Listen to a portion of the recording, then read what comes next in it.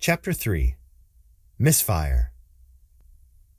Hart knew he was taking a risk. He didn't care. By his calculation, chorus was 10 times more annoying than anything else at school, which was saying a lot. Hart felt like chorus needed some excitement, and the risk? Well, that was part of the fun. The 6th grade chorus was trying to learn Up on the Housetop. Each boy and girl stood in front of a folding desk, and each of them held an old songbook. The music room was shaped like a half circle, and the 4 stair-step levels made it look like the kids were standing on risers. The altos kept murdering their harmony part, so Mr. Minor was making everyone sing the first verse and the refrain again and again and again. Standing down at the front of the room behind an electric piano, he played the melody with his right hand, swung his left arm through the air to keep the rhythm, and sang out the alto part at the top of his lungs, trying to pound the notes into the heads of about 30 6th grade girls. He kept having to push his dark hair up off his forehead. His brown eyes flashed warning after warning, and his face got redder and redder. Anyone could see that Mr. Minor was in no mood for messing around. Hart had chosen the classic number 16 rubber band for today's raid. Before stretching, a number 16 rubber band measures 1/16 of an inch thick and 2.5 inches from end to end. It has an effective range of about 20 feet. In the hands of an expert, a number 16 is almost silent and remarkably accurate. Hart stood at the left side of the room with most of the other boys. His voice was pretty deep, so he wasn't up in the front row, and that was good. Keeping his eyes on Mr. Minert, Hart pulled a fresh number 16 out of his front pocket. He looped one end around the top corner of the stiff cover of his music book. He stretched the rubber band back about 4 inches and then pressed it against the edge of the book with his index finger. He was loaded and ready. Hart raised the music book and shifted his weight so he had a clear launch path between Jimmy Lohman and Bill Ralston. He felt his hands begin to sweat. As they sang, "Ho, ho, ho, who wouldn't go?" Mr. Minert turned to face the girls just as he had before, and Hart lifted his finger. The rubber band zipped past Jimmy's right ear, traced a graceful arc in front of the rolling blackboard, bounced once on Mr. Minert's slanted music stand, and then stuck on the front of his sweater, a little tan circle on the dark green wool. Mr. Minert didn't notice it. He did notice a flutter of giggles in the room, but he stopped them with a shake of his head. The song went on. Hart should have stopped while he was ahead, but he didn't. He pulled out a fresh rubber band, and before he loaded it onto the edge of the music book, Hart twisted it into a double loop to give it extra force. He was going to put this one up into the fluorescent lights above Mr. Minert's head. He pulled back the doubled rubber band, adjusted his aim, and at the next "Up on the housetop, click, click, click," Hart released shot number 2. Maybe his finger slipped. Maybe Hart had stretched the band too far. Or maybe he shouldn't have used the double loop because the rubber band flew straight and fast and hard, and it snapped smack into the side of Mr. Minert's neck. The piano stopped as Mr. Minert jerked his head like he'd been stung by a bee. He slapped at his neck and ducked his head, looking around quickly to try to spot a hornet or a wasp. Some of the kids laughed, and Mr. Minert knew he must have looked silly. He smiled and held his hands up to quiet everyone down. He said, "Okay, show's over. Let's take it from the beginning of the refrain again." He looked down at his piano, and that's when he saw the rubber bands, one on the keyboard and the other hanging on his sweater. Mr. Minert's eyes narrowed. His lips twitched and slowly twisted into an angry frown. There was a hushed moment of calm, and then the storm. "Who?" he boomed. "Who did this?" Eyes flashing, he snatched up the rubber bands. Pinching them between his thumb and forefinger, he shook them out in front of his face. "Who?" he shouted again. "Who shot these?" He stalked out from behind his piano. "Who? Tell me right now!"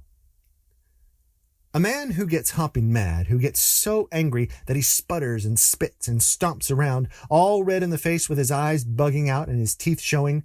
In a comedy movie or a TV show, that can be very funny. In real life, it's not.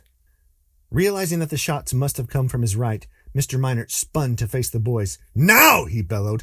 "Tell me now, who did this?" Mr. Minert looked quickly from face to face, and when he locked eyes with Hart, he knew. "You!" He pointed at Hart's face. "It was you, right? Right?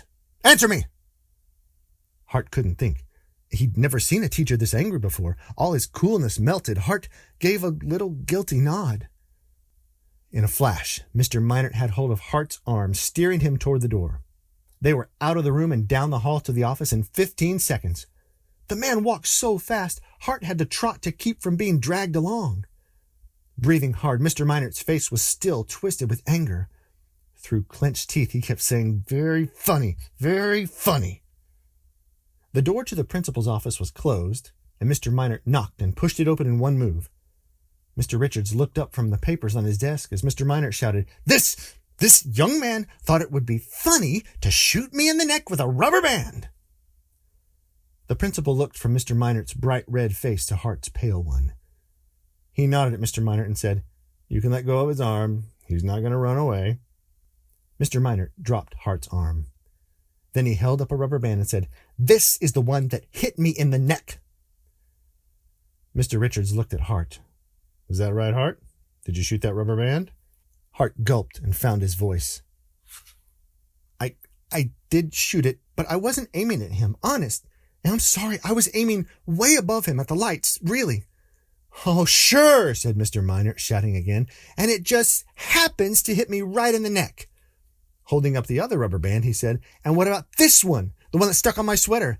I suppose you were aiming this one at the lights, too?" The principal stood up. "Mr. Minert, please, there's no need to shout. I'd like you to go back to your classroom now. Is anyone there supervising the children?" "Well, no," said Mr. Minert, but it was an attack. It was an emergency."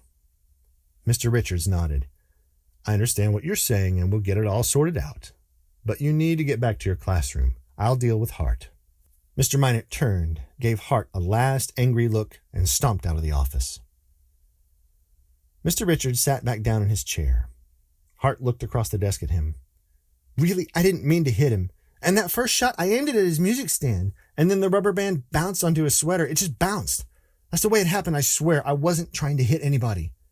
Mr. Richards looked at Hart a long moment and then said, "I believe you that hitting him was an accident. But there's no excuse for shooting rubber bands in the first place. If that rubber band had hit Mr. Minert in the eye, we'd be looking at a big problem here. Do you have any more?" Hart dug into his pocket and then dumped the rubber bands onto the desk.